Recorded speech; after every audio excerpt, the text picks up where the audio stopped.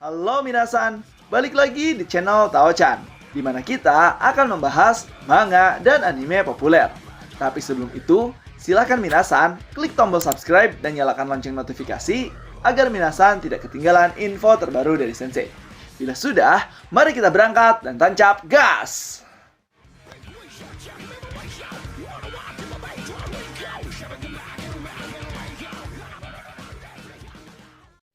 Oke minasan, di video kali ini saya akan membahas yaitu bocoran manga Record of Ragnarok chapter ke-103, yang mana di bocoran kali ini telah diungkapkan di majalah komik Zenin yang ternyata Dewa Loki setelah ditembak oleh si Moaiha, dia itu belum mati. Jadi akan seperti apakah pembahasannya di video kali ini? So, tanpa basa-basi lagi minasan, langsung saja tegas ke pembahasannya. Jadi minasan, dalam review manga Record of Ragnarok chapter ke-103 yang diungkapkan oleh beberapa leakers di Twitter yang secara garis besar bahwa pertarungan ini masih berlanjut dan Dewa Loki ini belum selesai, dikarenakan untuk chapter 103-nya kita akan diperlihatkan masa lalu Dewa Loki. Di situ dituliskan bahwasanya masa lalu sang dewa penipu yang sangat jahat dan juga licik akan segera terungkap. Yang mana kita bisa lihat setelah masa lalu si Moaiha yang dijelaskan di chapter sebelumnya, yaitu di chapter 102, untuk chapter 103 ini kita akan langsung ke masa lalu Dewa Loki. Mengapa dia menjadi dewa kelicikan sekaligus dewa yang paling jahat di Valhalla. Terus kalau melihat dari teks yang dari review chapter ke-103 ini, Sensei ada beberapa prediksi sih untuk kisah masa lalu Dewa Loki ini. Karena jujur, dalam mitologi Nordik ini si Dewa Loki itu banyak sekali perannya. Dari mulai dia ini penyebab Ragnarok, penyebab naga Fafnir, penyebab orang-orang dibunuh, Dewa Cahaya Baldur juga dibunuh oleh dirinya, bahkan yang menyebabkan para Jotun itu memihak kepada Dewa Loki dan menjadi perang Ragnarok. Nah, saya akan bahas tuh beberapa spekulasi yang akan menjadi kisah dari masa lalu Loki di Record of Ragnarok.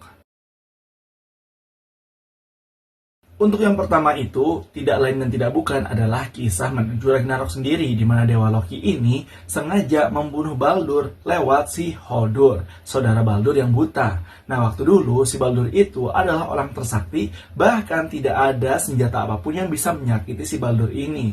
Tetapi ada satu senjata yang terbuat dari sebuah tanaman, yang bahkan si Freya ini lupa untuk meminta si tanaman tersebut tidak akan melukai si Baldur, hingga pada akhirnya Loki lah yang ke si Hodur menunjukkan pakailah senjata ini untuk nyobain apakah Baldur itu memang kebal atau tidak. Dan pas di giliran dilesatkan arah panahnya, nah si Hodur ini langsung membunuh si Baldur yang membuat semua dewa pun langsung terkejut.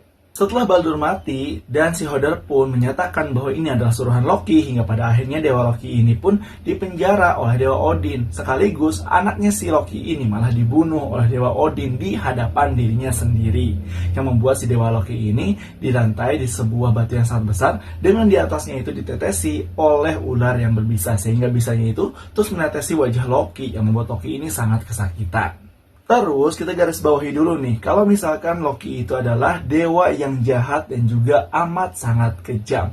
Karena teman-teman semua, di dalam mitologi Nordiknya sendiri, Dewa Loki itu untuk track record membunuhnya itu sangatlah banyak. Dari mulai para Jotun, manusia, kemudian para dewa, pernah ada yang dibunuh oleh Dewa Loki, tetapi tidak secara langsung, melainkan lewat orang lain. Seperti kejadian yang pertama, yaitu adalah Baldur yang dibunuh oleh saudaranya sendiri, batas bantuan dari Dewa Loki. Kemudian setelah itu ada sebuah kisah di mana seekor raksasa ini menculik Dewi Idun dan juga apel emasnya Dewa Loki. Dewa Loki pun berubah menjadi sebuah burung dan menyuruh raksasa tersebut untuk masuk ke jebakannya, dan dibunuhlah raksasa itu.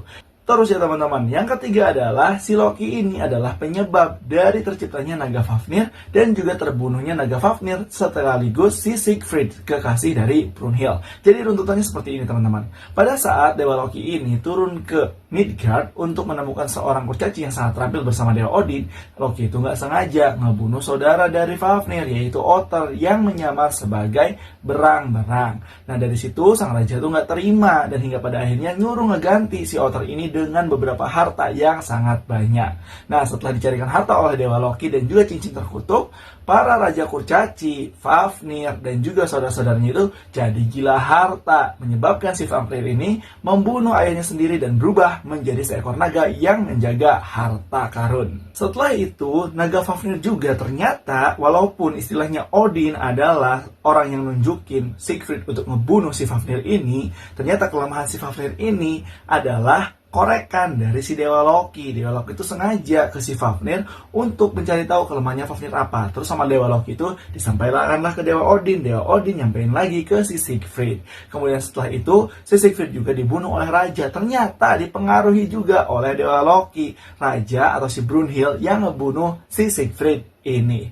Nah, Dewa Loki itu bisa dikatakan adalah dewa yang emang dia itu sangat kejam, terus cuci tangan gitu.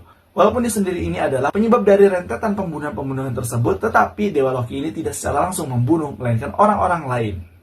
Kemudian setelah masa lalu dari Dewa Loki, kembali lagi kan ke masalah Record of Ragnarok, yaitu pertarungan antara Dewa Loki versus Simo Häyhä. Di chapter terakhir kita lihat tuh bahwa Dewa Loki sendiri kena headshot oleh Simo Häyhä. Dan pertanyaannya adalah, apakah itu benar-benar Dewa Loki atau bukan? Tapi menurut Sensei sih bukan Dewa Loki, melainkan itu adalah cloningan dari Dewa Loki. Dan Dewa Lokinya sendiri mungkin menyamar menjadi tupai ke hewan-hewan yang ada di sana sehingga tidak terdeteksi oleh Simo Häyhä dan pertarungan pun bakal berlanjut. Tapi kalau misalkan itu benar-benar adalah Dewa Loki yang kena headshot oleh Simo Häyhä, ini akan menjadi chapter atau pertarungan yang paling singkat di Record of Ragnarok setelah ronde pertama, pertarungan antara Lubu versus Dewa Thor. Dan kalau memang iya ini akan menjadi pertarungan paling singkat antara Simo Häyhä versus Dewa Loki, Sensei juga yakin bahwa yang ditembak oleh Simo Häyhä itu bukanlah Dewa Loki, melainkan itu adalah cloningan dari Dewa Loki, di mana Dewa Loki ini mengalah sengaja